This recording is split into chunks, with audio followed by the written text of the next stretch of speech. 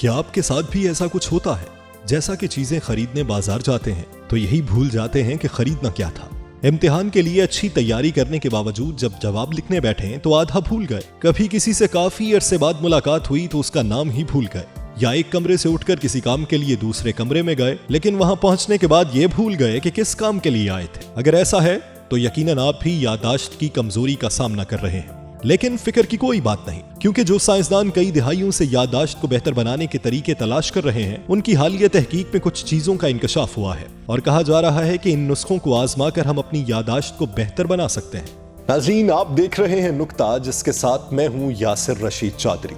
हमारी इस वीडियो को मुकम्मल देखिए।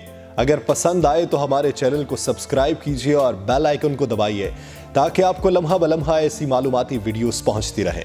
बसूरत दीगर हमें अपनी राय से आगाह कीजिए।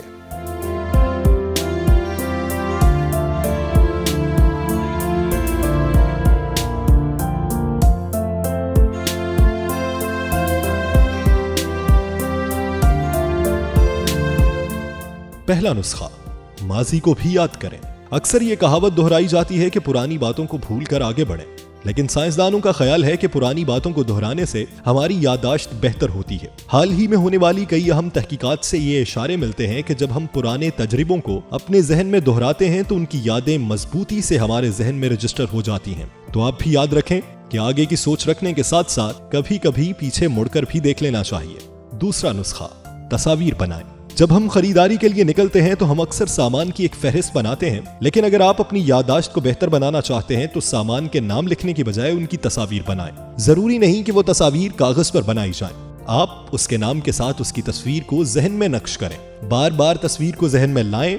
जो लोग ये करते हैं उनकी याददाश्त की ताकत में बेहतरी देखने में आती है। यहाँ तक कि डेमेंशिया जैसी बीमारी के मरीजों को भी इससे फायदा होता है। साइंसदान कहते हैं कि जब हम तस्वीर बनाते हैं तो हम उस चीज की शक्ल की नौइयत के बारे में ज्यादा गहराई से सोचते हैं, लिहाजा हमारा दिमाग उस याददाश्त को अच्छी तरह से बचा कर रखता है। आप इस नुस्खे को आजमा कर भी अपनी याददाश्त को बेहतर बना सकते हैं।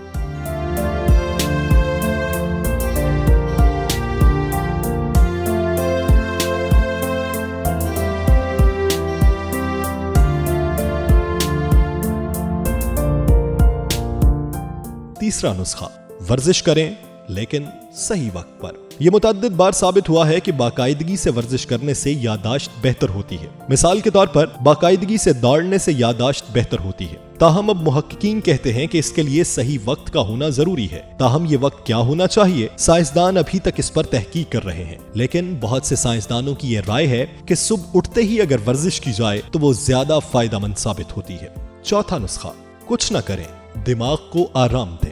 हैरियट वॉट यूनिवर्सिटी की माइकला डेवर ने इस पर एक तहकीक की। उन्होंने पाया कि अगर सेहतमंद अफराद किसी चीज को याद रखने के फौरन बाद वक्फा लेते हैं तो उन्हें वो चीजें याद रह जाती हैं। लिहाजा आप भी कोशिश करें कि कुछ पढ़ने और तहरीर करने के बाद जहन को कुछ वक्त के लिए खामोश छोड़ें, कुछ न करें। यह आपकी याददाश्त को बढ़ाने में मददगार साबित होगा। पांचवा नुस्खा, थोड़े दौरानिये के लिए सो जाएं।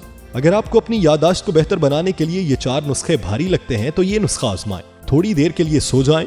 ऐसी बहुत सारी तहकीकात मौजूद हैं जिनसे ये साबित होता है कि झपकी लेने से हमारी याददाश्त मजबूत होती है, लेकिन इसकी एक शर्त है। दरअसल वही लोग इसका फायदा उठा सकते हैं जो बाकायदगी से ये काम करते हैं। इसका मतलब ये है कि अगर आप लंबे वक्त तक झपकी लेने की आदत डालें तो याददाश्त को बेहतर बनाने में सिर्फ आपको ही फायदा होगा। बहरहाल कॉर्पोरेट दुनिया में पावर नैप यानी कम दौरानिये के लिए आराम करना काफी आम है।